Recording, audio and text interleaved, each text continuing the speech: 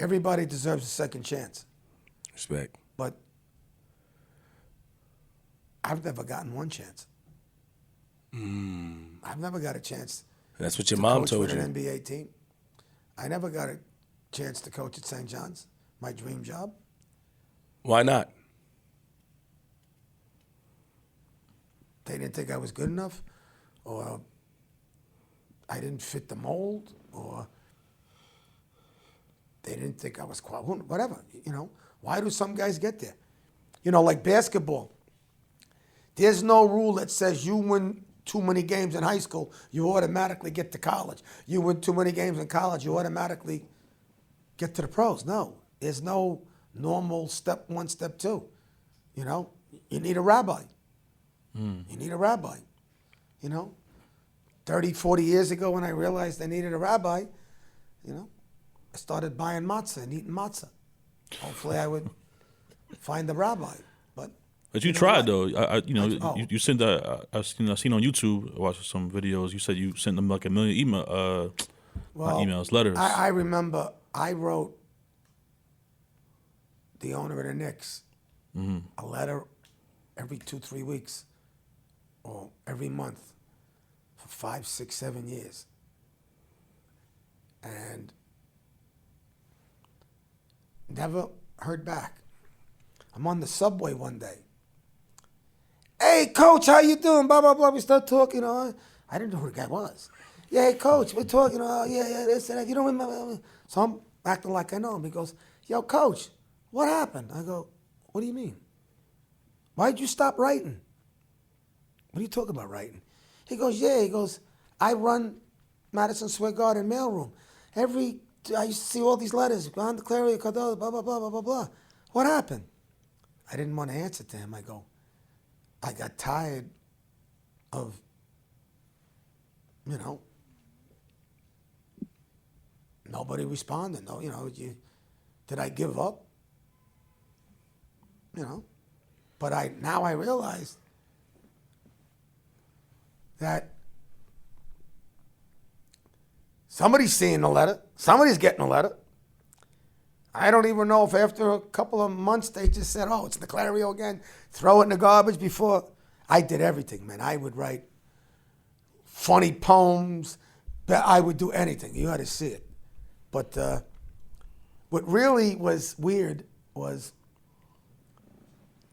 I get the fight again to try to get a job with the Knicks. And Isaiah Thomas was the GM. And I wrote for a magazine called Hoop Scoop. And I didn't abuse it for NBA, but once in a while I would get a media pass. So here I am. I'm gonna give it a shot. I got all my article, I got everything, and I'm gonna give it to Isaiah Thomas. But I knew there were people in the Garden that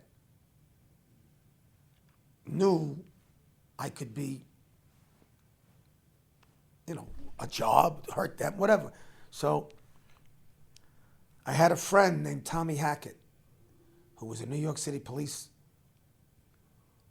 cop, 20 years. He now is head of CBS TV security, used to be CBS Sports, but before that, he was director of security for Madison Square Garden. And he would be the guy, you know, with the players' entrance, you know, when they come out in the court, he would be the Chiefs guy. So we start talking. I'm in there. I'm waiting for the moment to grab Isaiah Thomas after this game. And I'm waiting. All of a sudden, Tommy comes in. Ron, you're not going to believe it. What? He goes, I have to escort you out of the Garden. What? Somebody knows what you're trying to do. You're putting a little fear in them. So I have to leave. So I said, Tommy, I don't want to get you in trouble. So he escorted me out of the Garden. So now I know how Charles Oakley feel. And to that day, I haven't really been 100% Knicks fan. Well, hold on, Coach. Let's because this is some serious allegations. I think I know who it was. I don't want to say it until who it was, but it was assistant GM, and he thought Coach, I was don't let me Google it, Coach. Nah. You could go. I mean, you can Google, schmoogle, Coach, don't let me Google, Google kajoogle. Excuse me. Don't let me Google it, Coach. My Google is up. Don't let me. I'm writing it. He's not stopping you. All right, It wasn't Isaiah. It was not Isaiah Thomas. But this is what I'm saying. You was writing the companies for years. You had plenty of time to think and analyze. You're a man that's out there that you speak sense into the youth, and you're out there. You're on the field. Now I say that to say that you have to. You seem very smart in your IQ level with basketball and life in general. You've been here. It has to be something that came to your mind of why. You can't say you didn't fit the mold. What did you ever offend somebody? Did you might have done something? If I did, I don't know. You don't remember anything that you might have done? I do know this.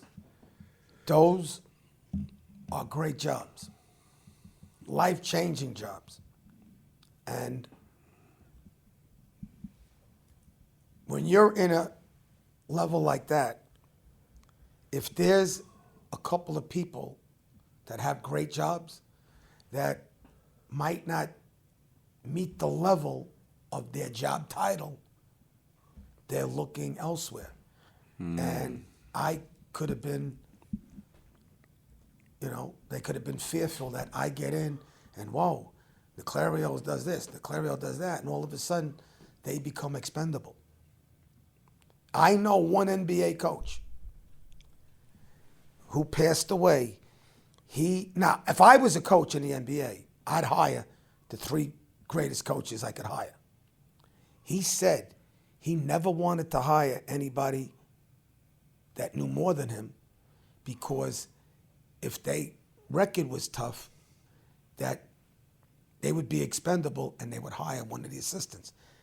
And he explained why. If there's nobody in the seat next to the head coach that they believe can do as good a job, if not better, well, then, you know what? Let's just stay with him. And I've never been there. I don't know. I know guys in the league that are coaching that, coulda, shoulda, woulda, but they're there and I'm not. But I've gotten over it now. At my age, what am I going to do? Start a job that a 25-year-old? Is it too late for you?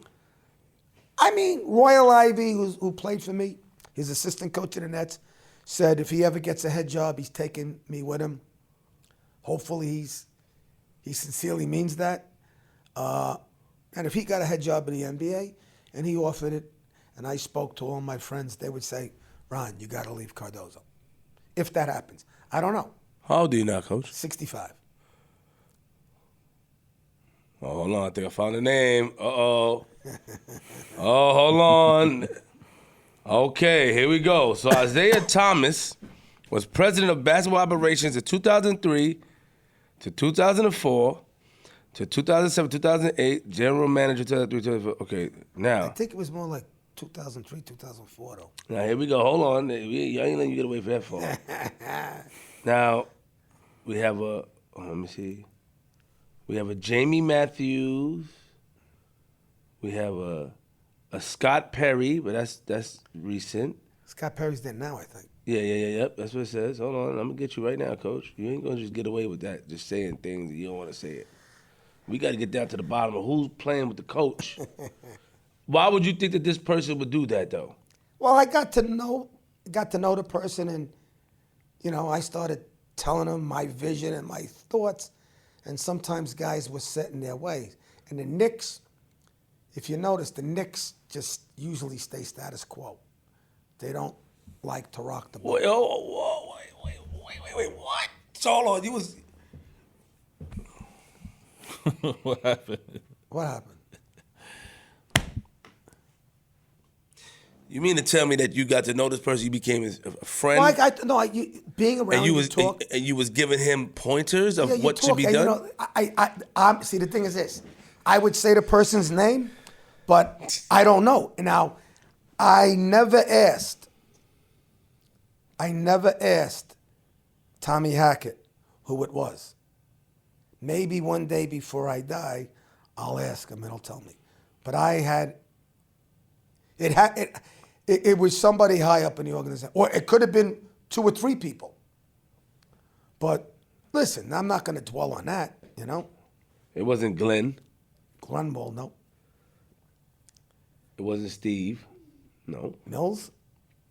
I'm just calling names out to see how you react. Well, just call the names I'll out. leave it like this. Just call the names out to see how you react, Coach. Hold on. No. Let's flip the script, Coach. I'm not. Hold on now. Whoa.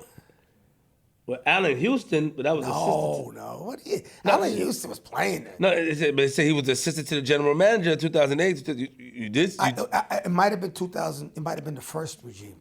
Maybe they thought I couldn't handle, because you know what? If you see me coach in high school, you go to YouTube, you can't do that in the NBA. Like, you can't yell at players. You can't get in their face like you do as a high school college coach.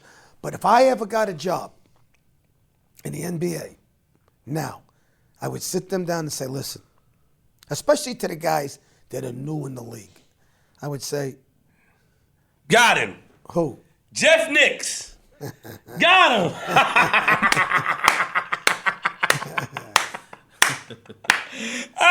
Jeff. Hey, Jeff. We ain't let that damn Jeff found him.